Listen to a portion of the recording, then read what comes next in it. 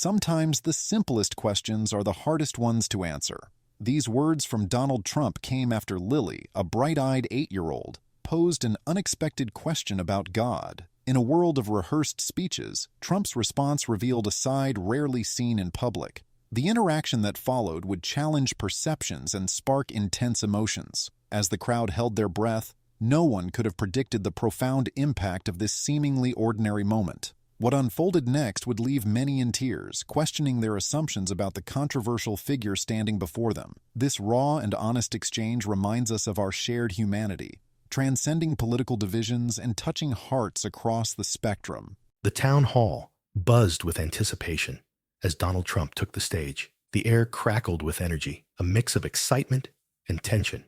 Amidst the sea of adults, 8-year-old Lily sat quietly, her small hands wrapped tightly around her grandmother's well-worn Bible. Her mother, Sarah, leaned in close, whispering words of encouragement, but Lily's doubt was growing. As Trump began his speech, the crowd's reactions washed over Lily. Cheers and jeers mingled, creating a sensory overload that made her palms sweat. She had rehearsed her question countless times, but now her carefully practiced words seemed to slip away. Sarah noticed her daughter's nervousness and gave her hand a gentle squeeze.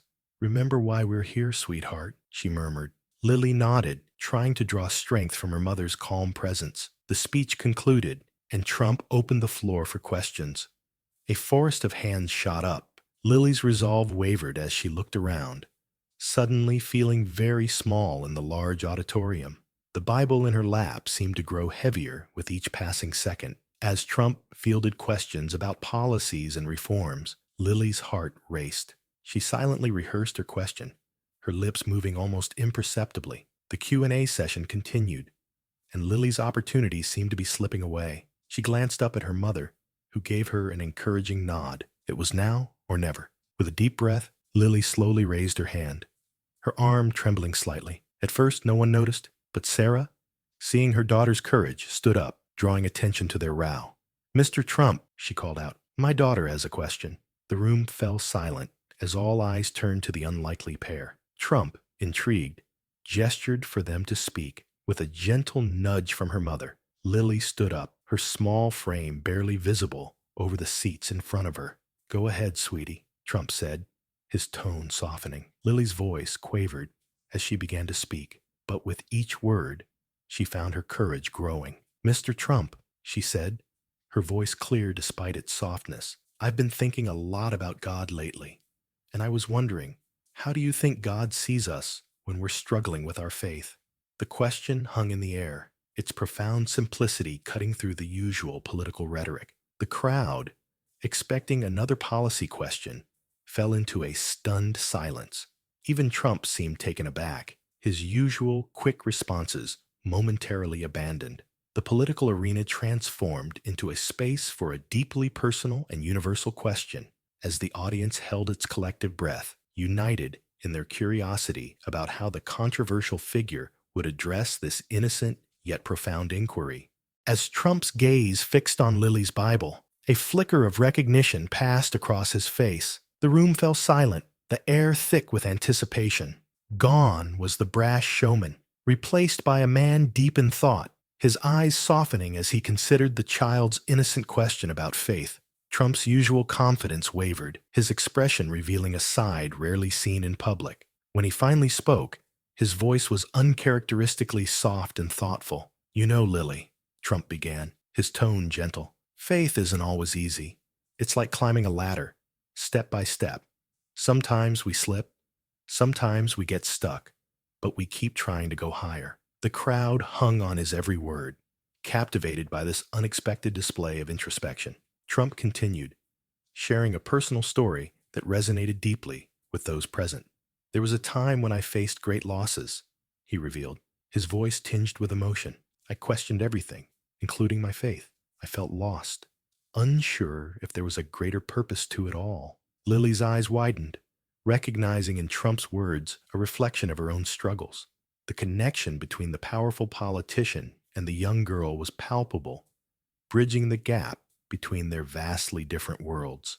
As Trump spoke, the atmosphere in the room shifted. What had begun as a political event transformed into a deeply personal reflection on faith and humanity.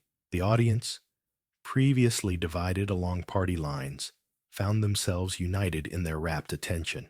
But you know what, Lily? Trump continued, his voice growing stronger. I realize that faith isn't about having all the answers.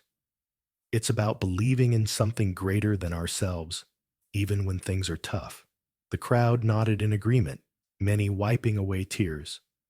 Some reached out to clasp hands with their neighbors, finding solace in shared human experience. I learned that it's okay to question, to doubt, Trump admitted. That's part of the journey. What matters is that we keep moving forward, keep believing, even when it's hard. As he concluded, a sense of unity settled over the crowd. The divisive political figure had, for a moment, become simply a man sharing his journey with faith. His vulnerability had humanized him in a way that no campaign speech or debate performance ever could. Lily, who had asked the question that sparked this profound moment, sat transfixed. Her courage in speaking up had catalyzed a powerful exploration of faith that touched everyone in the room, creating a collective moment of understanding that transcended political boundaries. Trump's eyes grew distant as he leaned on the podium, his mind wandering to a memory from long ago. The room fell silent, every person hanging on his next words, sensing they were about to witness something rare, a glimpse into the personal history of a man who usually dominated headlines with bold statements and controversial policies. You know, Trump began, his voice softening. My father used to talk about faith when I was just a boy. He compared it to a ladder we climb throughout life. The audience leaned in, collectively holding their breath. Lily, her small frame barely visible over the sea of adults, stood on her tiptoes, straining to catch every word. Trump continued, Dad would say, Donald, faith is like a ladder. You climb it one step at a time, and sometimes you're afraid you'll fall, but you keep climbing because there's something up there worth reaching for. A murmur rippled through the crowd. People exchanged glances, surprised by the vulnerability in Trump's words. This wasn't the brash, confident figure they were used to seeing on television. I'll be honest, Trump said, his gaze sweeping across the room before settling on Lily. I didn't always understand what he meant. Faith? A ladder.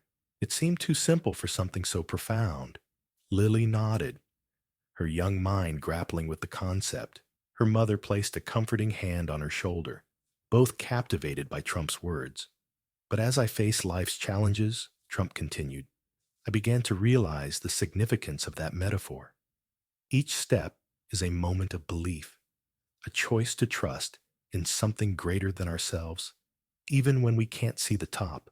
The room remained hushed, the usual partisan divide momentarily forgotten as people found unexpected common ground in Trump's story. There were times, Trump admitted, his voice quieter, when I felt like I was clinging to that ladder for dear life. Times when I questioned everything, wondering if there was really something up there worth all this climbing. A few people nodded, their eyes misty with recognition of their own spiritual struggles. Lily thought about her own experiences, the times she'd felt scared or unsure. But you know what? Trump's voice regained its strength. Even in those moments of doubt, I remembered my father's words. I kept climbing because that's what faith is about. It's about trusting that there's a purpose to our journey, even when we can't see it. As Trump's words echoed through the hall, a sense of unity settled over the crowd. For a moment, the divisive political figure had become simply a man sharing his journey with faith. His vulnerability had humanized him in a way that no campaign speech ever could.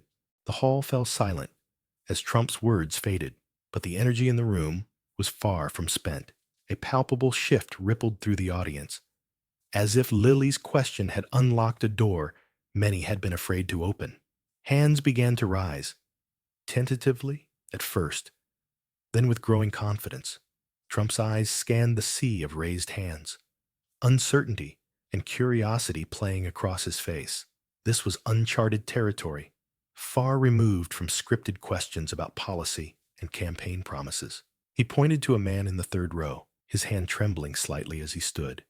"I've been struggling with my faith for years," the man admitted, his voice barely above a whisper. "Sometimes I feel like I'm talking to an empty room when I pray. How do you keep going when it feels like no one's listening?" Trump paused, visibly grappling with how to respond. The vulnerability in the man's voice struck a chord with the audience. Murmurs of agreement rippled through the crowd, and more hands shot up. An elderly woman in the front row caught Trump's eye next. Her weathered face bore the lines of a life well lived, but her eyes shimmered with unshed tears. "I lost my Harold last year," she said, her voice quavering. "We were married for 52 years. I've been so angry at God. How can I find my way back to Him?" The atmosphere in the room had transformed completely. Gone was the electric anticipation of a political event, replaced by a shared sense of introspection and raw emotion. People who had entered as staunch supporters or vehement critics now sat side by side, united in their humanity and shared struggles. Trump's responses to each person were unexpected, lacking his usual bombast. He spoke of his own moments of doubt, of feeling lost and uncertain. His words, while not always eloquent, carried a weight of sincerity that resonated with the crowd. As more people shared their stories, a sense of connection spread through the room. Democrats and Republicans, young and old, found common ground in their shared human experiences. The emotional contagion that had begun with Lily's question continued to spread, creating a shared emotional experience that transcended political divides. As the town hall drew to a close, there was a sense that something profound had occurred. Lily's courage in asking her question had not only changed the course of the event, but had also opened a door for others to confront their own doubts and fears. The ripple effect of her bravery had created a space for authentic connection and shared vulnerability. The elderly woman's tear-filled eyes met Trump's, and for a moment the political veneer cracked. In its place stood a man about to reveal a side of himself few had ever glimpsed. The room held its breath, wondering if his words could possibly bridge the chasm of lost faith. Trump's voice, usually brash and confident, softened as he began to speak. "You know, I've been there," he said, his eyes distant with memory. "When my brother Fred passed away, I was angry. I was so angry at God." The admission hung in the air, heavy with shared grief. He leaned forward, his hands clasped tightly. "I kept thinking, if God is real, why would He allow this? Why take someone so young, so full of life?" The elderly woman nodded, recognition flashing across her face. It was a question she had asked herself countless times since losing Harold. Trump continued, his words measured and thoughtful. "Faith isn't about understanding everything. It's about trusting that there's a reason, even when it feels impossible." He paused, gathering his thoughts. "I remember sitting in my office, staring at a photo of Fred, feeling like I was drowning in doubt. The atmosphere in the room shifted, curiosity giving way to a deep, collective empathy. People who had entered as Democrats or Republicans now sat united in their shared human experience of loss and questioning. But you know what? Trump's voice grew stronger. "Faith has a way of finding you, even in the darkest moments. It's not always a thunderbolt from the sky. Sometimes it's just a quiet whisper, reminding you that you're here for more than just yourself." He looked directly at the elderly woman, his eyes kind. "It's never too late to find faith again. It's waiting for you in those quiet moments when you least expect it." A tear rolled down her cheek, but there was a glimmer of hope in her eyes. Trump leaned back, addressing the entire room now. "Faith is messy. It's complicated. And you know what? A lot of people are afraid to admit that. They think having doubts means they're failing somehow." He shook his head emphatically. "But that's not true. Questioning, struggling, that's all part of the journey. I want you all to think about what faith means to you," Trump said, his voice gaining strength. "It's not about knowing. It's about believing. Believing that even when things seem darkest, there's a purpose, that we're all part of something bigger than ourselves." He turned back to the elderly woman, his voice gentle. "Your Harold, he's still with you, in your memories, in the love you shared, and in the faith that brought you here today, asking these tough questions. The woman's shoulders straightened slightly, as if a small weight had been lifted. Trump's words seemed to resonate not just with her, but with many in the room who had struggled with their own losses and doubts. The room fell silent as Trump's demeanor shifted. Gone was the polished politician, replaced by a man grappling with raw emotion. His eyes, usually sharp and calculating, softened as he began to speak about his late brother, Fred. The audience leaned forward, sensing they were about to witness something rare and unguarded. As Trump shared his story of loss and faith, the crowd's reaction was palpable. People who had entered as staunch opponents or fervent supporters now saw each other differently. They recognized the shared journey of faith and doubt that connected them all. Lily watched with wide-eyed fascination, her question about God still hanging in the air. She had expected many things from this town hall, but not this. Not the sight of a man who seemed larger than life suddenly appearing so human. Around her, adults wiped away tears, their own struggles with faith and loss reflected in Trump's words. The political atmosphere that had dominated the evening completely dissolved. This wasn't about red states or blue states anymore. It was about the universal human experience of loss, doubt, and the search for meaning. Trump's voice grew stronger as he continued. Faith isn't about understanding everything. It's about trusting that there's a reason, even when we can't see it. Coming back to faith was like climbing a ladder in the dark. Each step was a choice to believe, to trust, even when I couldn't see where I was going.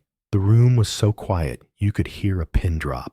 Even the most ardent critics in the audience found themselves captivated by this unexpected emotional journey. Heads nodded in silent understanding, political divisions momentarily forgotten in the face of shared human experience. To answer your question, Lily, Trump said, his voice resonating with newfound conviction, I believe God sees us with love, especially when we're struggling, because that's when we need it most. As Trump's words settled over the crowd, Lily felt a shift in her perspective. She had come here expecting political rhetoric, but instead found a profound lesson about faith and humanity. She realized that even the most powerful people grappled with the same question she did. The former president's unexpected vulnerability had transformed the room. People who had entered as political adversaries now saw each other as fellow travelers on a shared spiritual journey. In that moment, the barriers between them seemed to dissolve, replaced by a sense of collective understanding and empathy. As the town hall concluded, Trump's softened demeanor resonated through the room. His words about unity and faith bridged political divides, creating an unexpected connection. The audience, moved by his vulnerability, listened intently as he spoke of shared struggles and mutual support. Lily, whose question had sparked this profound moment, felt a sense of wonder at the impact of her courage.